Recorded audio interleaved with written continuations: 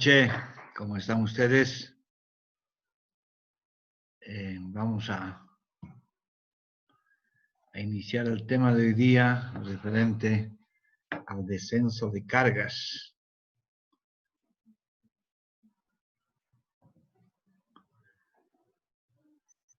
Para esto,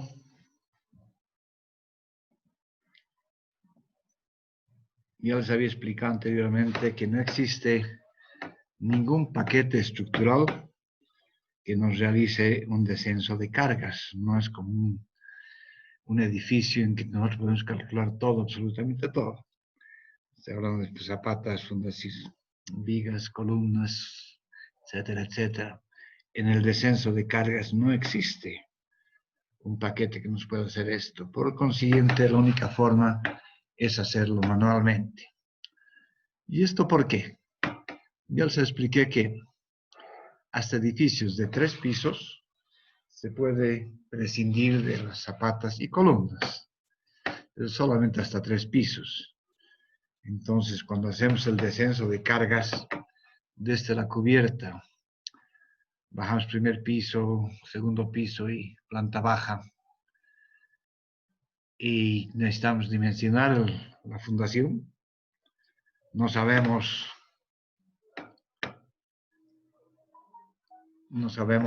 qué dimensiones tomar. Entonces, por lo general, se adivina, si quieren llamarlo así, cuál es la dimensión del cimiento. Y dice, sobre todo los albañiles dicen, yo he construido tanto, y para una casita de 2 pisos, mi cimiento es de 40 por 60. ¿Estará bien? ¿Estará mal? Obviamente nunca se va a saber porque no está en función del número de pisos, sino que existen otros factores, otras variables que hacen que cambie estas condiciones.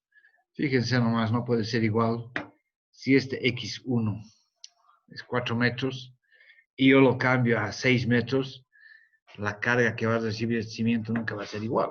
Obviamente la losa que está incidiendo, que va a venir por aquí, va a hacer que el cimiento, cuanto más grandes sean estas luces, la carga que recibe el cimiento ha de ser mucho mayor.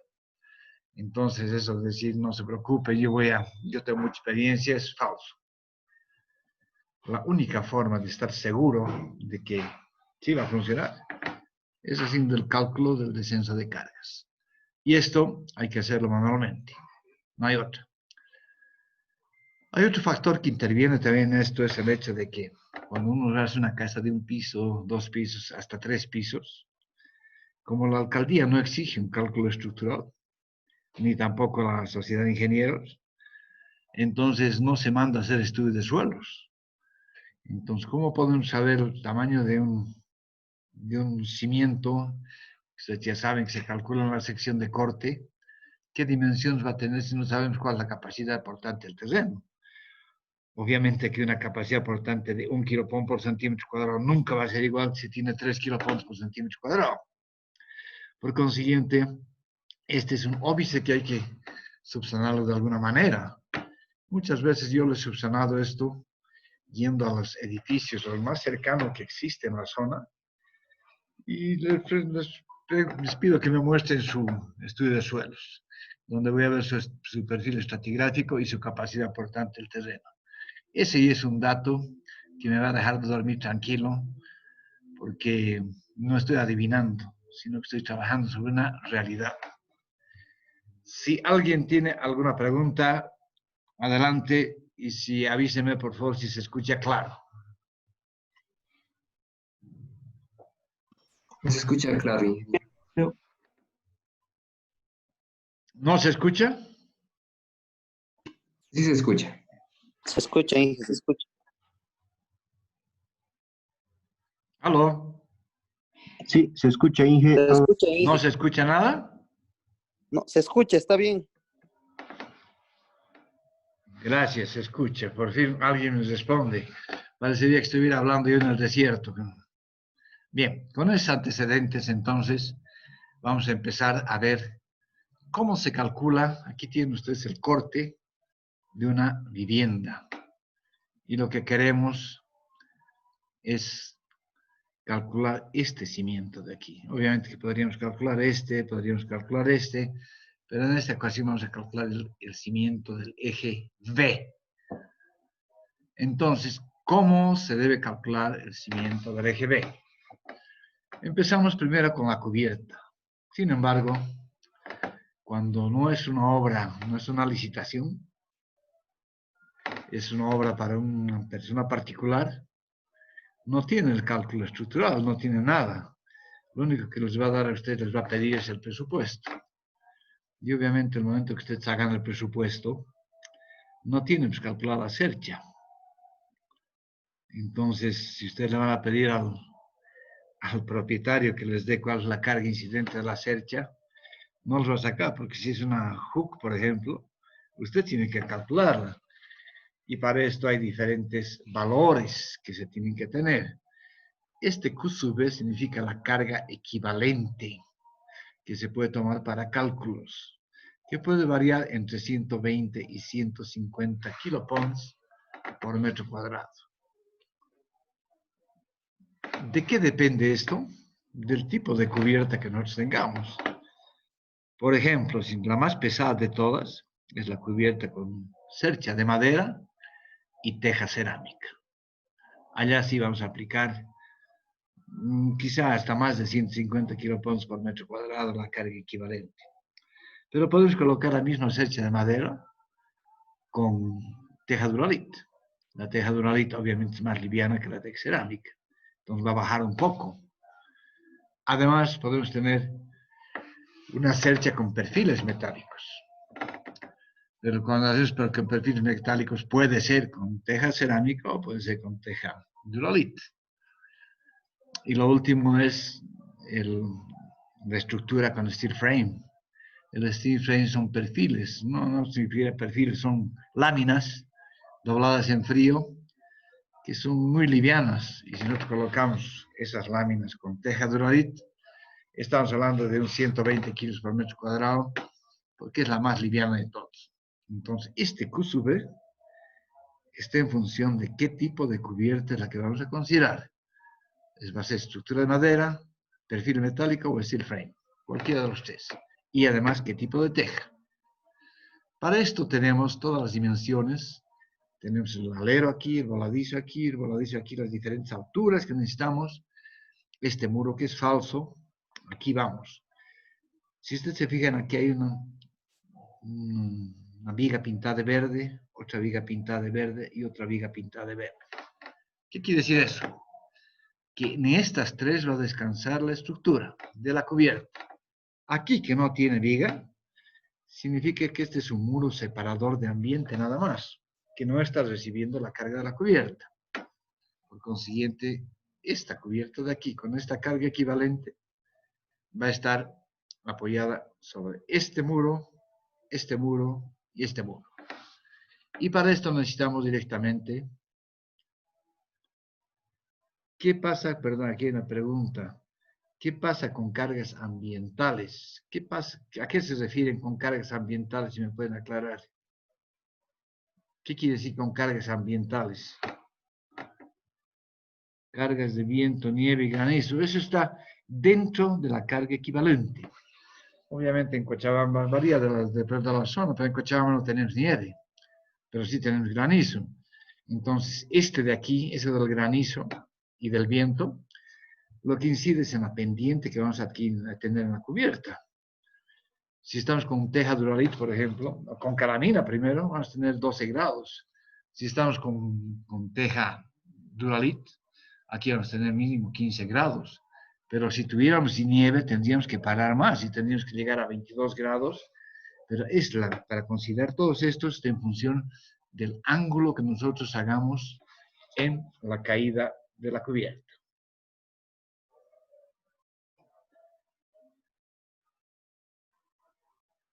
En general, el viento se calcula para todas las edificaciones. Sí, ya les expliqué esto, de que hasta 3 pisos, los muros en un sentido actúan como contrafuertes del otro sentido, siempre están perpendicularmente. Entonces, con eso se garantizan los efectos de viento, porque están trabados. En un edificio, obviamente, que esto no, ya no funciona, tiene que ser la estructura la que aguante viento y sismo. Pero en hasta 3 pisos, los mismos muros actúan como contrafuerzas entre sí. Entonces, no es necesario considerar esto. Y como les digo, esto de viento depende exclusivamente de la pendiente del ángulo aquí. Cuando vas a tener nieve, esto tiene que ser mucho más parado. ¿Para qué? Para evitar de que se acumule nieve aquí y que nos produce una carga aproximadamente de 40 kilos por metro cuadrado. Eso es más o menos, considerando una peso específica de la nieve de 950 kilopons por metro cuadrado, generalmente se considera que vamos a tener unos 5 centímetros permanentes de nieve y con eso estamos con los 40 kilos por metro cuadrado, que generalmente se calcula en estructuras para el granizo. ¿Alguna pregunta más? Bien. Una vez hechas las consideraciones esas, empezamos a hacer el descenso de cargas. Para eso necesitamos el peso específico del hormigón armado, el peso específico del hormigón ciclópeo, el peso específico del ladrillo portante, el peso específico del ladrillo no portante, que es separador de ambiente. Este no es portante. Lo único que nos está haciendo es separar el ambiente. Si nos fijamos aquí, es como si fuera un baño aquí. Pero este no tiene viga cadera, no está recibiendo la cubierta. La cubierta descansa en este y en este. Entonces, este es solamente un separador de ambiente que se puede hacer ladrillo de 6 huecos. Por eso que tiene otro peso específico. Aquí está. No portante. Y el otro C es sí portante. Aquí el P es la capacidad portante del terreno, que se expresa en kilopons por centímetro cuadrado. Y por último, el R, que es la carga viva. Esta carga viva la vamos a aplicar encima de esta losa. Eso es para tener todo el descenso de cargas de toda la estructura y poder calcular cuál es el cimiento que nos viene aquí.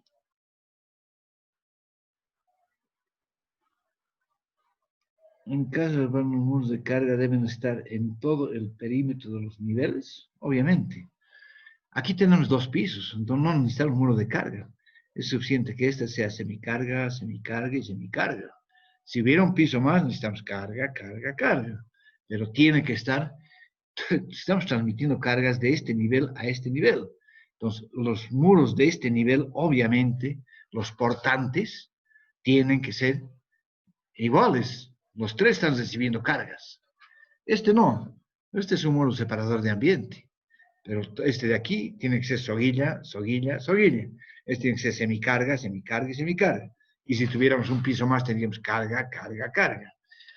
No necesariamente es por todo el piso que se hace esto, salvo que sean muros separadores de ambiente, que no van a recibir otro peso que su peso propio. Bien. Empezamos con la cubierta. Y cuando estamos con la cubierta, nosotros tenemos que ver cuál es el área de incidencia de la cubierta. Y el área de incidencia de la cubierta es desde aquí hasta aquí. ¿Qué quiere decir? Que es la mitad de esto, es esta parte, más la mitad de este otro. O sea, la mitad entre este y este, aplica aquí, y la mitad entre este, que es el apoyo, y este otro es la mitad. Entonces vamos a tener esta distancia más esta distancia multiplicada por la carga equivalente. ¿Cuál es nuestra carga equivalente? Es esta de aquí, que ya les he dicho cómo actúa. Entonces, esta es nuestra área de influencia. Si lo vemos aquí, en la cubierta, tenemos el X1 dividido entre 2. Aquí está. El X1 dividido entre 2. Que es esta raya. Más el X2 más el X3 dividido entre 2. Aquí está el X2 más el X3 dividido entre 2. Multiplicado por la carga equivalente. Esa es la fuerza 1 que está llegando aquí. Vamos a ver.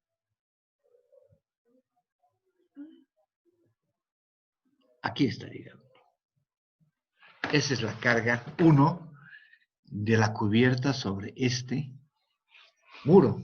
Estamos calculando el eje B, acuérdense. Obviamente los que calculen este van a tener aquí su carga, que va a ser esta mitad más esto, multiplicado por su carga equivalente, y aquí vamos a tener esto de aquí, más este que va a venir sobre este otro muro.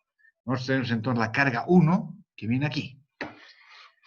El siguiente paso es la viga cadena, esta viga cadena. Ya les expliqué que el ancho de la viga cadena coincide con el ancho del muro. Por consiguiente, si estamos hablando de aquí, de un muro de soguilla, 12 centímetros, quiere decir que el ancho de este también es 12 centímetros y su altura es H5. Por consiguiente, la fuerza que viene aquí es la base, que es E1, 12 centímetros, por H5 y por el peso específico del hormigón armado. Si alguien no me sigue, me avisa para que lo vuelva a hacer. Aquí está. Nuevamente eso, por favor, Inge. ¿Sí? Fíjense, la viga cadena es el H5 por el E1 y por el H5 es la altura de la viga. El E1 es el espesor del muro. Ya habíamos dicho que el E1 corresponde a soguilla, que es 12 centímetros. Y el A es el peso específico del hormigón armado. Eso es lo que nos produce esta carga de aquí. Esta, ¿sí? H5 es esto, el ancho es E1 y por el peso específico que es A. ¿Está claro ahora? Sí, Inge, gracias. Okay. Si usted se fija, estoy bajando las cargas. Empezamos arriba, arriba, aquí, y nos vamos al peso del muro. ¿Cuál es el peso del muro? Este de aquí. ¿Qué peso tiene ese muro? Este muro ha de ser el ancho del muro, o sea, el E1, multiplicado por el H4 y multiplicado por C, que es el peso específico del muro portante. Vamos a verlo. H4 por E1 y por C. Ese debería ser el muro soguilla. H4 por E1 por C. Por consiguiente, yo tengo el Q sub 1. Estoy totalizando las tres cargas que tengo. ¿Eso qué quiere decir? Que yo tengo aquí. Vamos a cambiar de color. Aquí.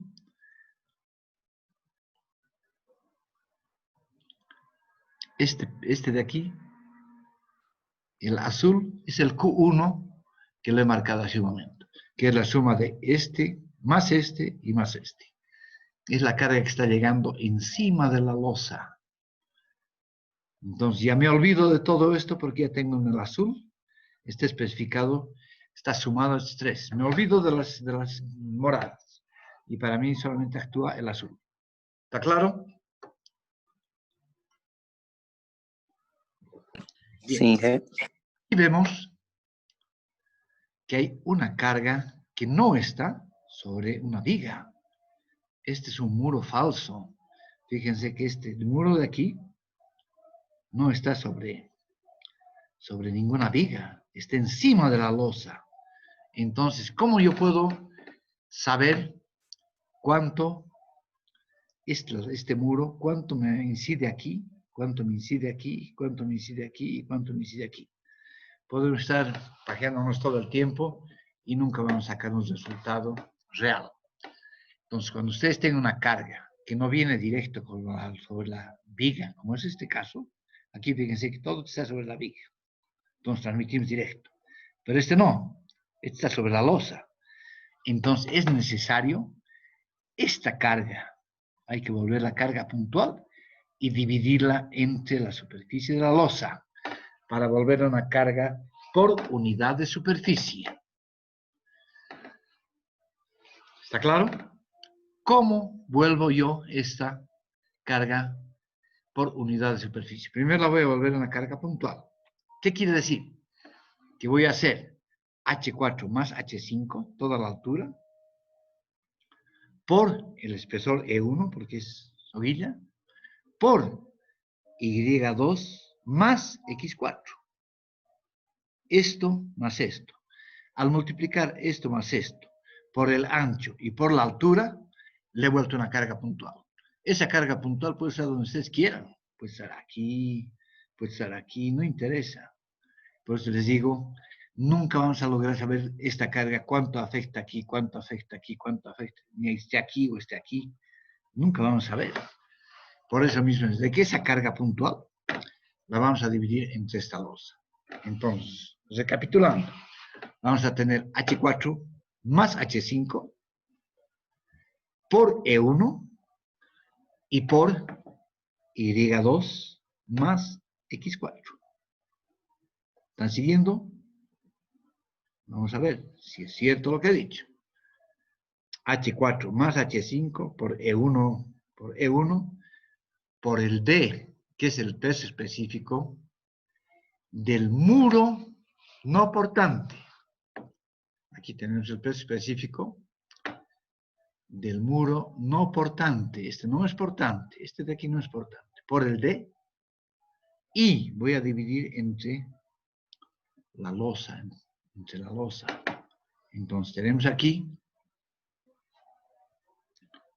por X4 más Y2, que es X4 más Y2, es el largo, y divido entre X1 por X1, por Y1, perdón. Ese es, divido entre X1 e Y1. Divido entre esta losa para tener una carga por unidad de superficie. ¿Está claro? Siempre que tenga una carga que no viene directo sobre una viga, ya sea puntual o sea por unidad de longitud, distribuirla en la losa donde está apoyada esta. Y esa es la única forma de hacer. Entonces voy a tener la superficie,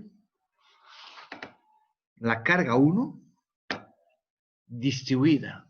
Si lo vamos un poco más arriba, para que veamos, esa está expresada en kilopon por metro cuadrado. Kilopon por metro cuadrado. Esa es mi carga distribuida sobre la losa. ¿Sí? Bien. Una vez que yo tengo la carga distribuida sobre la losa, tengo que sacar cuál es mi losa. ¿Cuál es la próxima carga que yo tengo? Es esta losa. Y esta losa, ¿cómo incide sobre esta viga? Y esta losa, ¿cómo incide sobre la misma viga? Aquí. O sea, esta carga, esta losa tiene un cortante que se viene por este lado. Y esta otra losa tiene un cortante que se viene por este otro lado. Estamos hablando de todas las cargas, del descenso de cargas son cortantes. Entonces, ¿qué es lo que yo tengo aquí? Hay un condicionante del ACI que dice, voy a borrar estas para que no nos moleste, que la carga, cuando estamos hablando de losas, la carga de esta losa sobre el lado corto es igual a la carga total por el lado más corto dividido entre 3. Y la carga sobre el lado largo es la carga total siempre sobre el lado corto dividido entre 3 por 3 menos m cuadrado dividido entre 2. Esta es la forma del ACI. Entonces, este WL sobre esta y este sobre esta.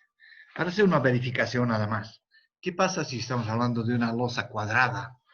Entonces vamos a tener que el L, el lado corto sobre el lado largo es 1. Es cuadrada. Entonces tenemos 3 menos 1, 2. Entre 2 da 1. Quiere decir que esta carga es igual que esta carga. Es la verificación de que si fuera una losa cuadrada, la carga en el lado corto es igual que el lado largo, porque los dos son iguales. Acuérdense que el M es la relación entre la luz corta sobre la luz larga de la losa. ¿Alguna pregunta?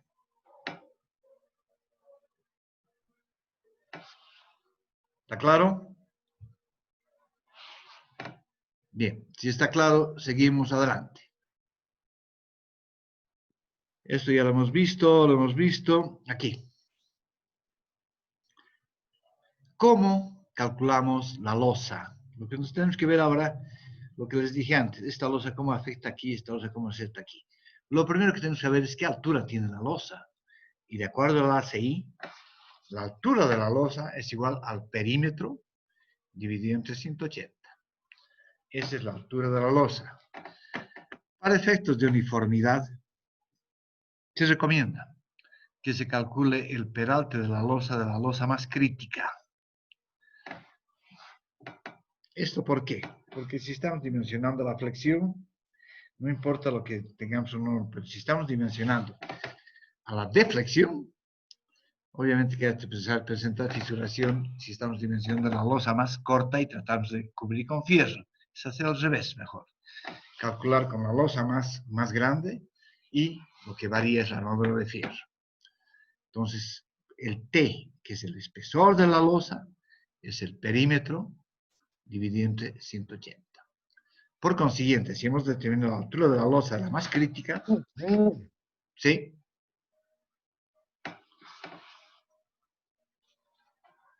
Vamos a ver ahora cómo la losa actúa en el volado. Vamos a ver ahorita, pero primero veremos esto. Peso propio. Entonces tenemos el peso específico del hormigón armado por la altura, por lo que acabamos de calcular. Esto va a estar expresado en kilopón por metro cuadrado, igual que este. Todo lo que es losa es por unidad de superficie. La sobrecarga. Esto, cuando ustedes calculan un edificio, no se olviden de la sobrecarga. La sobrecarga no está incluida en el peso propio. Cuando calculan los cómputos métricos y las cargas muertas, el paquete asume el peso propio de la estructura, pero no la sobrecarga. ¿Qué quiere decir la sobrecarga? Significa el contrapiso, el piso, el cielo raso bajo losa, la araña que puede estar colgada de aquí, cualquier carga que puede estar encima. Esta se llama sobrecarga. Y esta está entre 150 y 200 kilos por metro cuadrado. Nunca se olviden de colocar esto. Cuando estén calculando ustedes una losa, esta sobrecarga tienen que considerarla. Y por último es la carga viva, que es el R, que hemos visto aquí arriba, que el R es la carga viva. ¿Por qué estoy sumando las tres? Porque ustedes saben que cuando se calculan fundaciones, se trabaja con cargas de servicio, no se dimensiona la rotura. Entonces yo estoy sumando y obtengo el valor de Q sub 2, que es la carga total de la losa. Por consiguiente, la carga incidente en la losa 1 ha de ser la carga 1 que hemos calculado anteriormente, esta, debido a los muros falsos, más la Q2. Entonces, en esta losa de aquí, voy a aplicar Q3. En cambio, en esta de aquí, no. Ahí solamente voy a aplicar Q2. Y en el voladizo, también solamente Q2. Porque la única carga que tiene, aparte de su peso propio, es esta de aquí. Entonces, apliquen siempre en la losa que está con carga falsa, sumen la carga por unidad de superficie. Aquí tenemos también Q2 en el voladizo. Es la pregunta que me estaban haciendo y que vamos a llegar ahora. Entonces, ¿cómo yo hago la distribución de cargas? Fíjense que sobre el lado corto siempre es un triángulo, que es esta ecuación. En cambio, sobre el lado largo es un trapecio, es esta ecuación. Y en el voladizo es directamente la carga que viene aquí, es un cortante. ¿Eso qué quiere decir? Que la carga puntual que viene aquí se transmite directamente al muro. Y la carga por unidad de superficie que está aquí se multiplica por el E3, se vuelve cortante y recién va al muro. Entonces hay que sumar esta carga directa más el Q2 por X3 y viene directamente aquí a sumar. Son dos cargas, esta y esta que viene aquí. ¿Está claro? ¿Está respondido a esto?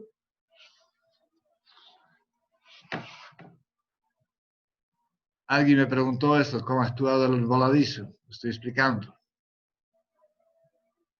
Inge, ¿podría volver a repetir esa parte, por favor? Sí. ¿Qué es lo que estoy haciendo? Todo lo que estoy sacando aquí, el descenso de carga, son cortantes. ¿Cómo trabaja el cortante de un voladizo? La carga distribuida, que directamente viene aquí. Si aquí tengo 150 kilopons, entonces los 150 vienen aquí. Y si aquí tengo, digamos, 400 kilos por metro cuadrado, multiplico por este ancho y es la carga puntual que viene aquí que se transmite directamente aquí. Estamos hablando de cortantes. Eso se llama isostáticas.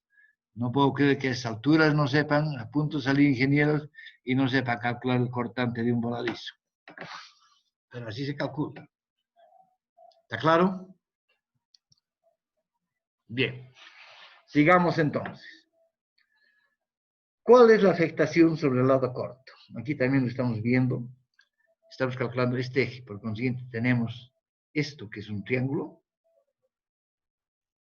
Y aquí que tenemos un trapecio. Entonces, de la losa 1, de esta losa tenemos la carga Q3. Es decir, esta de aquí. Esta. Por consiguiente, de la losa o incidencia de la losa sobre el eje B, vamos a tener Q3 multiplicado por Y1, que es la distancia más corta. ¿Por qué? Porque aquí hemos puesto un condicionante. ¿Dónde está el condicionante? A ver, un ratito. Creo que no está.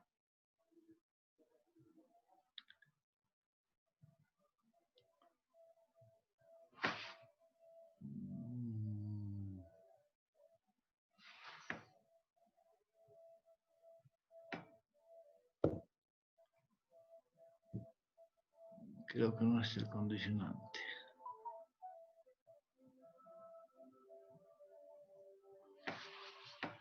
Bueno, ¿cuál es el condicionante?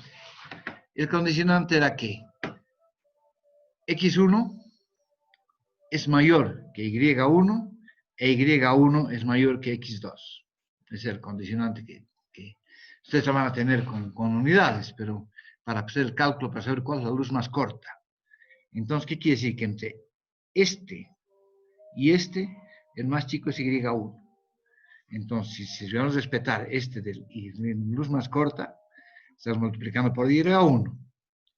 ¿No es verdad? Entonces tenemos la carga 3 por y1 dividido entre 3, porque es un triángulo. En cambio, en la losa 2, vamos a tener el Q2, que es este de aquí, multiplicado por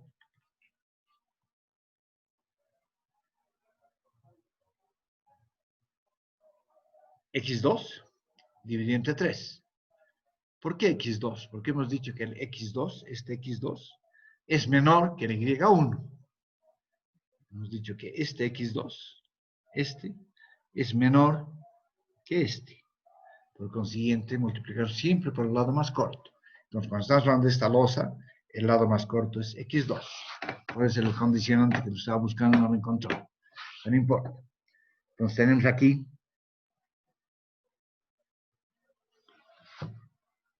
Q2 por x2 dividido entre 3 por 3 menos m al cuadrado dividido entre 2.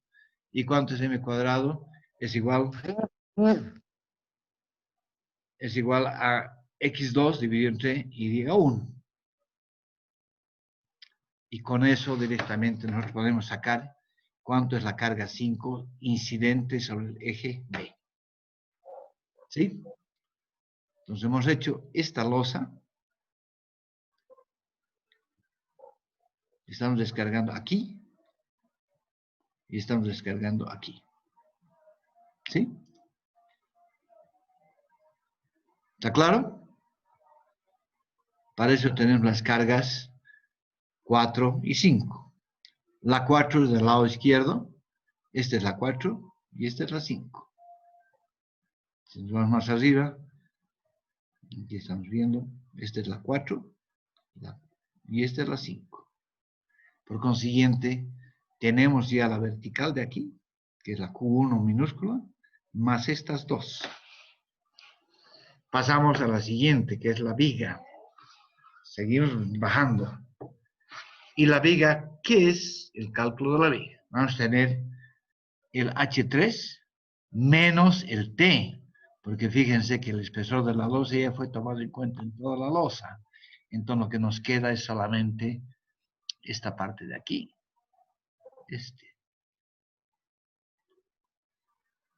No es hasta arriba, porque la losa ya fue incluida en el peso de la losa. Entonces quiere decir que el alto de esta viga es H3 menos T. multiplicado por el ancho. ¿El ancho qué es? Es E2. Acuérdense que E2 significa semicarga 18 centímetros. Y por el peso específico. Vamos a ver si eso es lo que dice aquí abajo.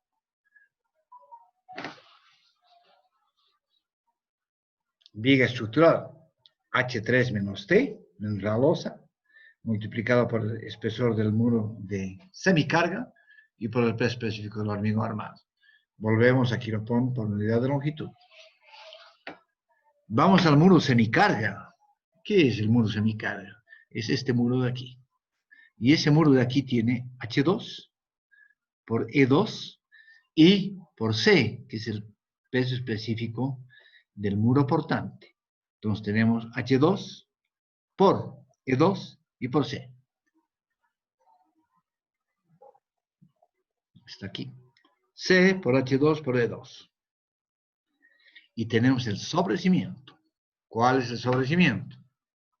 El sobrecimiento es altura 1 por E2. Ya les dije que el sobrecimiento, cuando es descenso de cargas, debe ser el mismo ancho que el muro que estamos considerando. Por consiguiente, tenemos H1 por E2 por B, que es el peso específico del hormigón ciclópeo. ¿Me siguen o no? Sí, Inge. Bien. Por consiguiente, hemos sacado todas las cargas que inciden. Entonces, ¿qué hago? Sumo todas. Acuérdense que la 1 era la suma de la cubierta más la viga cadena más el muro soguilla. La Q4 es la incidencia de la losa sobre el eje B. El Q5 es la incidencia de la otra losa sobre el eje B. El Q6 es la viga estructural. El Q7 es el muro semicarga y el Q8 es el sobrecimiento. Por consiguiente, al sumar todo esto, yo tengo la carga encima del cimiento. El Q en cimiento. Q sub C. Pero aquí viene. ¿Qué es primero? ¿El huevo o la gallina? Porque ¿cómo puedo calcular yo el peso propio del cimiento? Porque es un peso. Si estoy dimensionándolo recién. Entonces, si recién estoy dimensionando, ¿cómo puedo saber su peso? Entonces, la normativa me dice que se debe estimar que el peso del cimiento es el 10% de esta carga. Por consiguiente, yo tengo que multiplicar por 1.1 para aumentar el 10% a esta carga. Y ese 10% es el peso del cimiento, peso propio del cimiento. Esta es mi carga total que está aplicándose en el terreno y he hecho el descenso de cargas total. Por consiguiente, el área necesaria, a decir esa carga total, entre la capacidad portante del terreno. Estamos haciendo esta carga total dividido entre la capacidad portante del terreno. Que la tenemos aquí. Esta es mi capacidad portante del terreno, el P. Ese es el área que yo requiero para mi fundación, para mi cimiento corrido. Sin embargo, aquí les digo, sin embargo,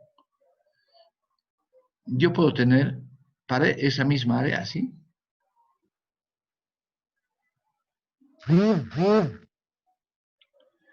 Puedo tenerla así. Es la misma área. Por favor, ese micrófono. O puedo tenerla así.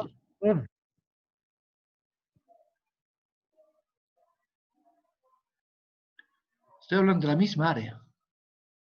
Misma. Esta área es la misma que esta área, es la misma que esta área. Sin embargo, ¿qué me dice la normativa? Que cuando yo coloque una carga aquí, así, se va a fisurar mi cimiento así. Entonces, no me conviene que tenga más plana que poca inercia, si quieren. Aquí tengo altísima inercia, pero ¿qué pasa? que está tan delgado esto, que directamente se va a producir como una cuchilla. Puede hundirse esto y producir asentamientos diferenciales. Entonces, a pesar de que tenga la misma área, la normativa me recomienda que la relación sea la altura 1.5 veces la base. Quiere decir que esto sea la altura y sea 1.5 veces esta base. Quiere decir que si este es 40, este es 60. Esa es una relación que funciona perfectamente en cimientos corridos de hormigón ciclópeo. Entonces, no hagan así. Aquí tenemos base, por la altura. Es lo mismo que esta base por esta altura en cuanto a área, y es lo mismo que esta base por esta altura. Pero esta es la que mejor funciona, esta. Porque aquí no se va a producir este cortante, la cizalladura, no se va a producir el hundimiento como cuchilla, y nos va a trabajar perfectamente el cimiento. Por eso que dice que la altura debe ser 1.5 veces la base. Si se considera que la base, la área, es la base por la altura, entonces yo reemplazo esto y puedo decir que la base es igual a la raíz cuadrada de esta carga total dividido entre 1.5 veces la capacidad portante del terreno. Y si yo he logrado esto, ya lo voy a borrar este otro, la carga total, o sea, estoy haciendo la raíz cuadrada, porque este era b cuadrado. Acuérdense, si yo reemplazo aquí, el h es 1.5b, entonces tengo el área es 1.5b al cuadrado. Entonces b entonces la raíz, pues digo un medio, la raíz de la carga total dividido entre 1.5 de la capacidad portante del terreno. Y una vez que yo tengo el b, yo puedo calcular el h, y el h es 1.5b. Una vez que yo he sacado este de aquí, redondean al número superior entero. ¿Qué quiere decir? Si yo tengo 48.3, redondean a 49. Pero el h es 48.3 por 1.5 y ese valor recién redondea.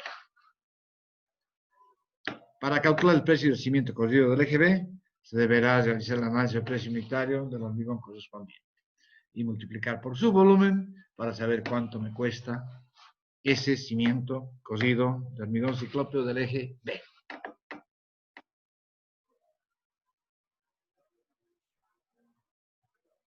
¿Alguna pregunta?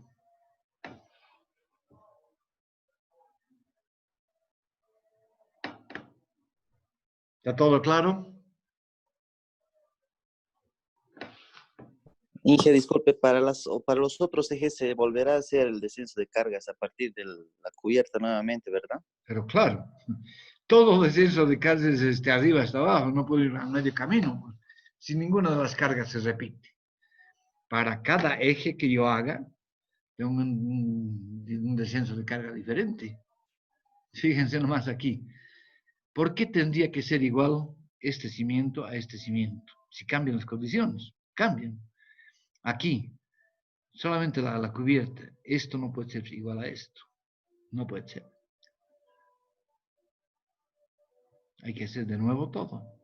Aquí tenemos un voladizo. Esto no tiene por qué ser igual que esto. Para este tengo que hacer descenso de carga aquí. Para este tengo que hacer descenso de carga aquí. Obviamente, para cada uno de ellos tengo que hacer mi descenso de carga. Yo estoy explicando para este. Ustedes practiquen y hagan para este y para este. ¿Alguna pregunta más? Ingeniero, en el caso de tener una carga puntual en cualquier punto de la losa, sería considerado entonces como una cortante directamente en el ¿Qué es eje. el muro falso? Volvamos aquí. Volvamos a esto. ¿Qué es el muro falso? ¿Qué he hecho? Esta es una carga puntual. Al multiplicar el peso específico por la altura, por el espesor y por la longitud, le he vuelto una carga puntual. Al multiplicar por el peso específico, le he vuelto una carga puntual. Y esa carga puntual estoy dividiendo entre la losa, entre el área de la losa. Entonces, si ya tiene este valor, lo que tiene que hacer es dividir entre las losas. Pues ya sea distribuida, sea puntual, siempre vuelvan a una carga puntual y la dividen entre la losa porque tiene que ser una carga por unidad de superficie. ¿Por qué? Porque no saben ustedes. Ya les digo, este muro, ¿cuánto incide como carga aquí? ¿Cuánto incide como carga aquí? Nunca van a poder saberlo. Entonces, esta carga de aquí hay que dividirla entre la losa y sumarla a la losa, que es lo que he hecho aquí. Aquí se acaba. El Q1, que es la carga distribuida, más el Q2, que es el peso propio de la losa. De ahí sale el Q3. Pero para eso tenía que volverla esta una carga por unidad de superficie, para que sea igual que este Q2. Es también una carga, fíjense, por unidad de superficie. Entonces yo puedo sumar esta más esta, porque estoy hablando de las mismas unidades. Con esto no podría sumar nunca. Puedo sumar naranjas con naranjas y limonada con limonada. No puedo sumar chicha con limonada. Entonces, por eso yo transformo carga por unidad de superficie y esta también es carga por unidad de superficie. Por eso es que yo sumo Q1 más Q2, porque estoy hablando de la misma unidad. ¿Alguna pregunta más? Inge, una pregunta. Una vez calculado las dimensiones del cimiento, ¿cómo incide la resistencia del suelo? O sea, ¿las dimensiones del cimiento se mantiene o si digamos el suelo no resiste, cómo podemos hacer? ¿Qué es esto? ¿Qué es esto? Es la carga total por unidad de longitud entre la capacidad aportante del terreno. Aquí estamos utilizando la capacidad aportante del terreno. Entonces, si estaba trabajando yo con 1 kilopón por centímetro cuadrado, y en otro lugar es 3, obviamente la tercera parte es mi área. Aquí está la ecuación. Carga total entre la capacidad aportante del terreno. Si eso se ha puesto arriba. Aquí está. P es la capacidad aportante del terreno. ¿Sí? Sí, está bien, gracias. ¿Alguna pregunta más? Sí, ingeniero, buenas tardes. Tengo una consulta, no lo he escuchado muy bien, si este análisis también servía para analizar una losa con columnas también, bueno, donde se usen columnas de hormigón. Claro. Pero es lo que se hace en descenso de cargas para saber cuál es la fundación que se requiere. Cuando nosotros tenemos columnas, aquí vamos a dibujar. Cuando estoy haciendo hormigón armado, yo tengo mi zapata así.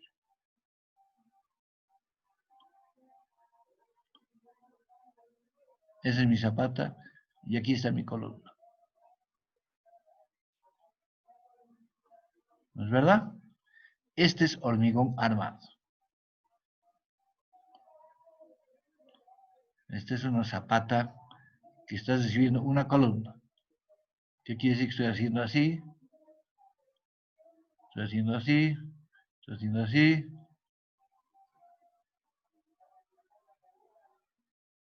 Y aquí está mi columna. Esta es una zapata aislada. ¿Qué carga está viniendo aquí? ¿Qué carga viene aquí? Aquí. ¿Qué carga viene? Es el descenso de cargas de las columnas. Y en ese caso, cuando estamos hablando de columna, ¿cuál es el área de influencia de las columnas? Que es muy diferente a lo que estamos viendo ahorita. Cuando estamos hablando de influencia de las columnas, vamos a ver en esta losa. Vayamos a que aquí tenemos una columna. El área de influencia es esto, esto y esto. Que eso viene sobre esa columna. Entonces estamos multiplicando el peso total de la losa, la carga que estamos haciendo, por el área. Y es la carga puntual que viene aquí. Entonces, en el descenso de cargas de edificios, sí. Porque yo necesito saber en función de esta carga qué dimensiones mínimas requiero aquí. Porque aquí tengo una carga puntual. ¿Qué quiere decir? Que el área necesaria es esta carga puntual P dividido entre la capacidad aportante del terreno, entre este. Y voy a tener A y B. Pero ¿qué estoy haciendo en este caso?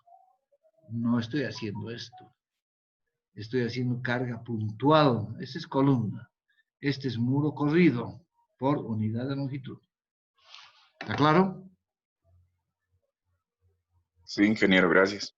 Ok. ¿Alguna pregunta más? Ingeniero, Sí. bueno, ¿puede darse el caso de que un cimiento falla flexión? Obviamente, más que función por funcionamiento. O sea, se va a romper el cimiento si está mal dimensionado. ¿Qué pasa si, es lo que yo les decía, que los albañiles, generalmente yo lo he escuchado decir, yo he construido tantas casas que para 2 pisos necesito 40 por 60. Mentira, porque 40 por 60 para una luz de 5 metros no es lo mismo que 40 por 60 para una luz de 3 metros. La incidencia de la losa sobre el muro es mucho mayor. Entonces, ¿por qué tendría que ser estandarizado esto?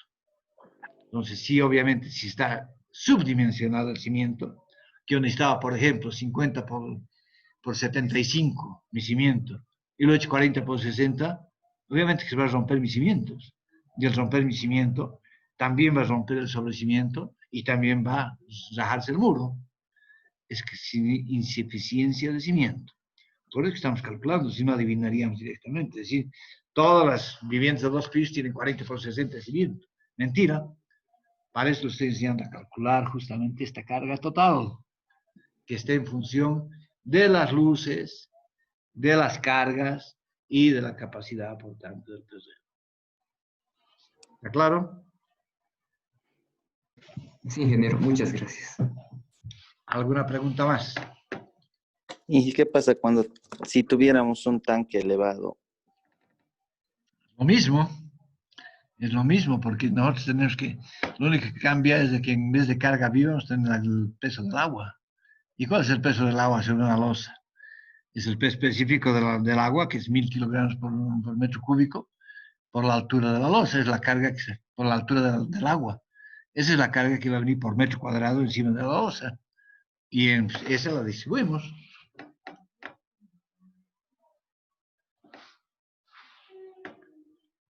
¿Alguna pregunta más?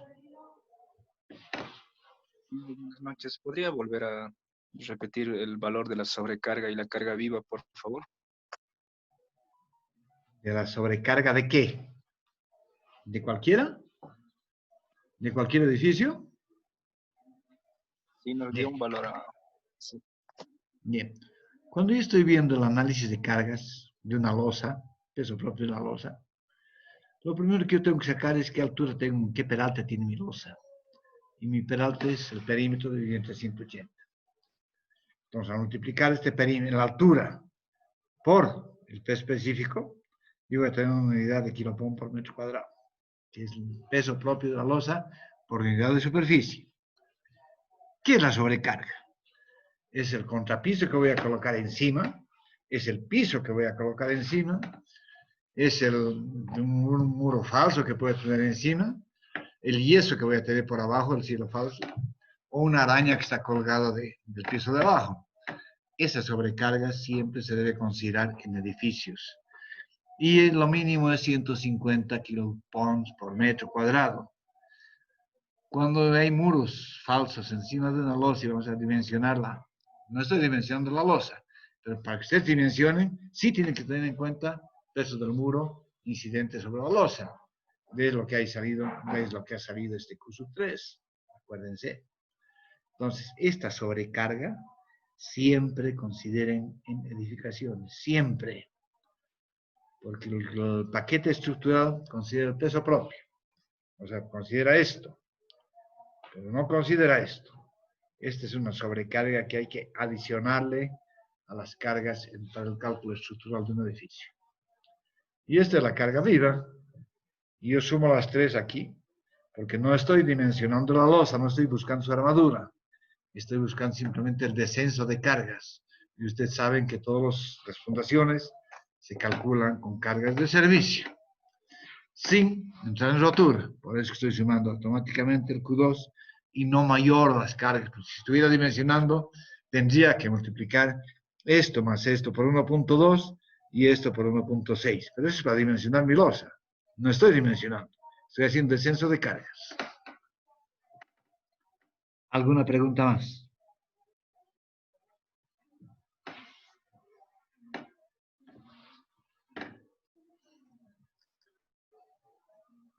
Bien, parece que no hay más preguntas. Entonces vamos a terminar aquí la clase. Los que tienen examen de suficiencia nos vemos mañana a las 2 de la tarde. He sacado ya, son 57 alumnos que van a dar examen. Les deseo mucho éxito a todos. Ojalá todos aprueben la materia. Este es un examen que estoy dando de suficiencia para aquellos que están repitiendo la materia y que por avatares de la vida no han podido vencerlo. Hasta mañana. Que duerman bien.